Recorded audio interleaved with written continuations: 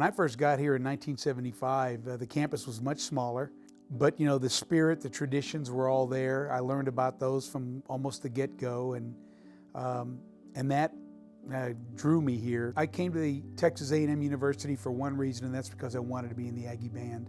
I played the alto saxophone. It was not easy. It was a very difficult transition, coming from inner city Houston and an all Hispanic neighborhood, and coming to Texas A&M and being around people from all over Texas primarily, and this military regimen that I wasn't used to, but I was glad I did it. At the end of my sophomore year, the Army ROTC program called me in, and they offered me an Army 2-year scholarship. And I had not planned to go into the military.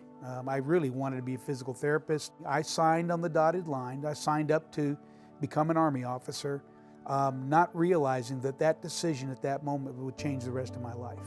Never realized that I would make it a career. I thought I would do 4 years and get out, and I wound up staying for 31 years. 7 of my last 10 years in the military, I was either deployed or I was serving overseas. And I got an email from a friend of mine who said, just so you know, the commandant's position at Texas A&M is open. I threw my hat in the ring and said, I'll give it a shot. It'll get me back to Texas A&M, where it all began for me. I actually got notified that I'd been selected as the commandant. And again, a big honor for me to have the opportunity to come back to Texas A&M and come back and give a little bit back to this organization that gave me so much as a young man.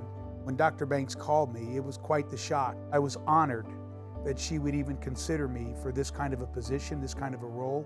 I never in my wildest dreams would have envisioned that I'd be sitting in this position right now after, poor kid coming out of inner city Houston who got the opportunity to come to Texas A&M University and is thankful that he did, and then to have served my country for 31 years in uniform, 10 and a half years as the commandant here at Texas A&M, and now being the interim vice president. This is my alma mater. This is the school that I went to, the school that I love. And if I can do something to help you be successful and help our university be successful, then I'll do it.